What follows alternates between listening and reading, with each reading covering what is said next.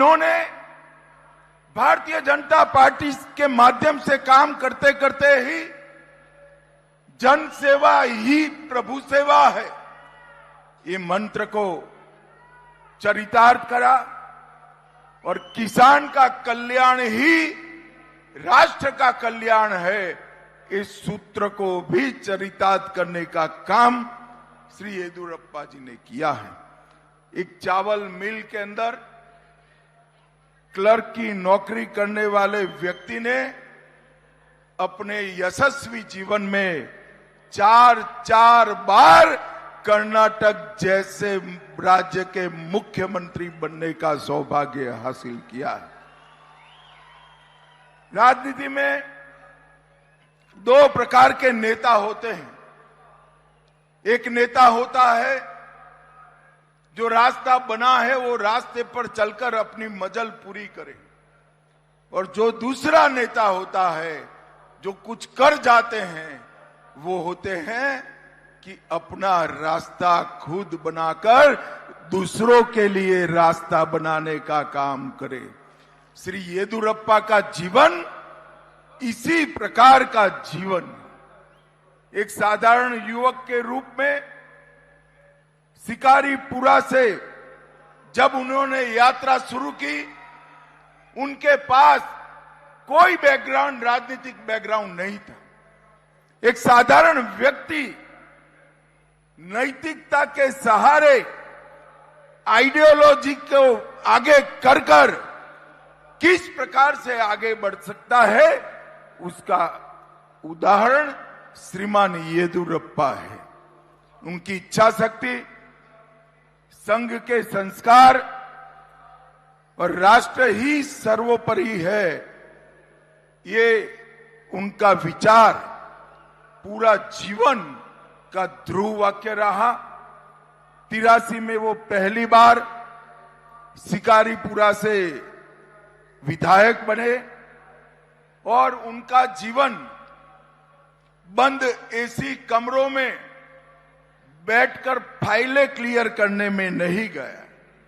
गांव state transport की बस कुछ न मिला तो साइकिल पर भी येदियुरप्पा ने पूरे कर्नाटक का दौरा कर यहां भारतीय जनता पार्टी को मजबूत किया। बगैर हुक्म का आंदोलन जब उन्होंने चालू किया, भूमिहीन किसानों को जमीन का हक दिलाने के लिए, तब काफी लोगों को लगता था कि ऐसे आंदोलनों से कांग्रेस जैसी मजबूत पार्टी का क्या हुआ। मगर उन्होंने हजारों किलोमीटर पद यात्राएं कर किसानों के मन में अपने अधिकार को प्राप्त करने की एक अहलेक जगाई, और वहीं से येदियुरप्पा जी किसान नेता के रूप में जाने गए। 75 में आपातकाल के खिलाफ संघर्ष में भी मुखर कर हिस्सा लिया। शिवमोगा और बेल्लारी की जेल में रहे और लोकतंत्र की ये लड़ाई में येदियुरप्पा जी ने युवा अवस्था में ही बहुत बड़ा योगदान दिया। मित्रों, येदियुरप्पा जी के साथ मैंने 3 चुनाव में प्रचार किया है। मैं आज के युवा कार्यकर्ताओं को कहना चाहता हूं, इनके पॉकेट में एक छोटी सी डायरी रहती है। कोई भी मिलने आता है तो समस्या और उसका नाम वो डायरी में कन्नड़ भाषा में खुद ही लिखते हैं, और ये संपर्क सूत्र मेरे जैसे कार्यकर्ताओं को भी सीखने का काम कर रहा है।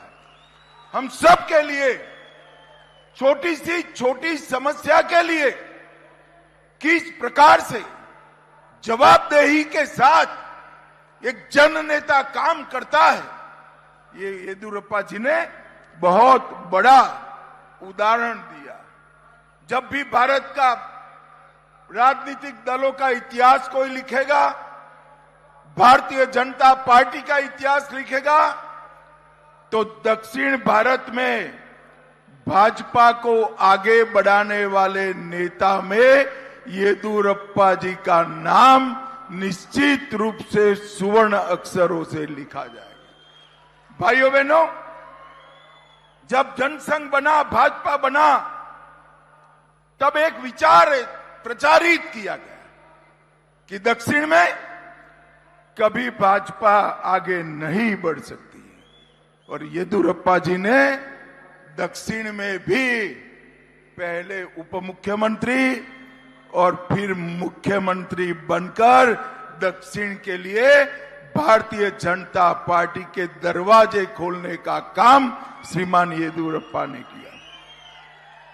85 में जब हमारी 2 सीटें हो गई, तब येदियुरप्पा जी लगन के साथ भाजपा के विकास के लिए लगे रहे हैं और 2008 में भाजपा की दक्षिण की पहली सरकार बनाने का काम येदियुरप्पा जी ने किया। मित्रों, मैंने विधानसभा चुनाव में कर्नाटक का बहुत डिटेल दौरा किया है। कई गौरवशाली मठ, कई शिक्षा संस्थान, कई बड़े बड़े धार्मिक नेताओं की समाधियां, कई स्वतंत्र सेनानियों की समाधि पर मैं गया हूं।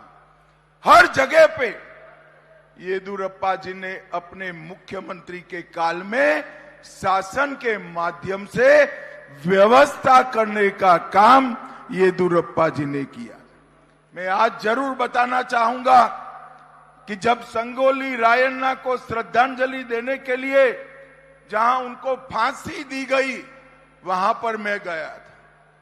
दूर से देखकर लगता था कि इस स्थान की किसी ने चिंता नहीं की। इतने महान देशभक्त, इसके शहीदी के स्थान की चिंता नहीं हुई है।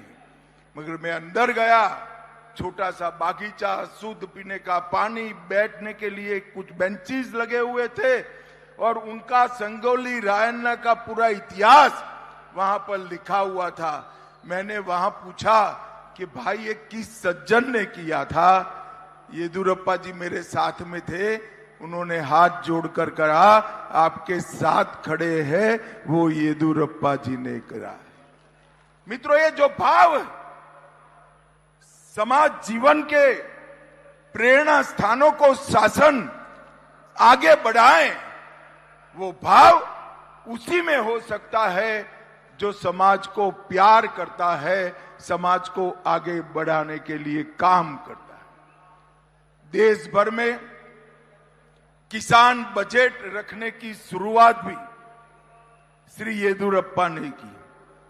जब हरी शॉल ओढ़कर वो विधानसभा में किसान बजट पढ़ते थे, न केवल कर्नाटक, देश भर के किसानों को लगता था हमारी चिंता करने वाला एक राजनेता आज कर्नाटक का मुख्यमंत्री के रूप में बैठा है।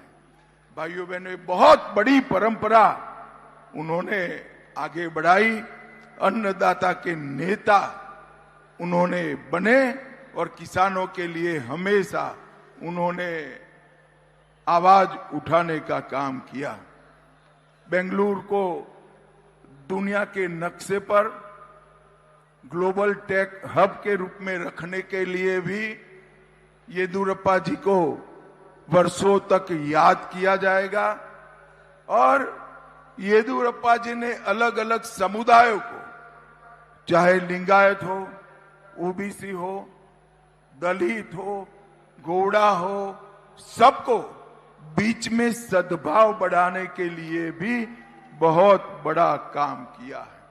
और मैं एक बात फिर से सार्वजनिक रूप से स्वीकार करना चाहता हूं, जिसका मैं साक्षी हूं। 2014 में देश में पहली बार पूर्ण बहुमत की सरकार बनी, मोदी जी प्रधानमंत्री बने, मंत्रिमंडल बन रहा था, मैं भाजपा का महासचिव था।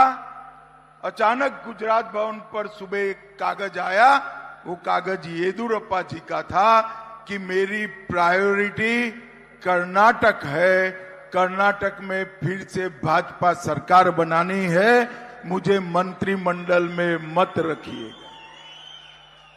भाइयों बहनों, मैंने ऐसे भी लोग देखे हैं जो मंत्री बनकर राज्य में मुख्यमंत्री बनने का प्रयास कर रहे हैं, मगर येदियुरप्पा जी ने मंत्री पद ठुकराकर भाजपा के आंदोलन को लीड कर राज्य में मुख्यमंत्री बनने का निर्णय किया।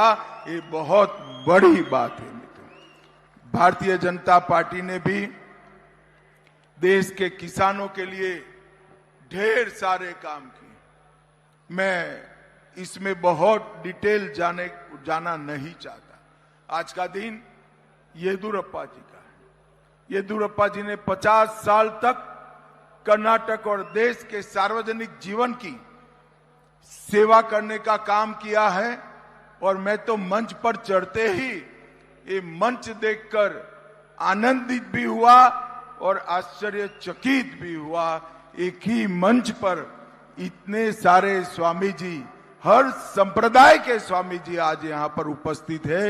ये येदियुरप्पा जी के प्रति सबका सम्मान कितना है, इसका परिचायक है। मैं येदियुरप्पा जी को अंत में बहुत बहुत शुभकामनाएं देना चाहता हूं। आप शतायु हो, आपका स्वास्थ्य अच्छा रहे और लंबे समय तक आप कर्नाटक भारतीय जनता पार्टी का मार्गदर्शन करते रहे, यही मेरी शुभकामना है। और जो युवा कार्यकर्ता किसी भी दल के हो, जो राजनीतिक क्षेत्र में काम करना चाहते हैं, वो सभी को भी मैं अपील करना चाहता हूं कि येदियुरप्पा के जीवन से हम सबको जरूर कुछ न कुछ सीखना चाहिए। ये अपील कर मेरी बात को, वाणी को विराम देना चाहता हूं। और अंत में, इतना बड़ा समुदाय येदियुरप्पा जी के स्वागत के लिए यहां आया है, और देश भर की जनता के मन में भी बंगाल में भगवा लहराने का परम आनंद है। मैं आज कर्नाटक के चित्रदुर्ग में इकट्ठा हुए सभी लोगों की ओर से बंगाल की जनता को हृदय पूर्वक नमन, प्रणाम और धन्यवाद कर मेरी बात को समाप्त करता हूं। वंदे मातरम।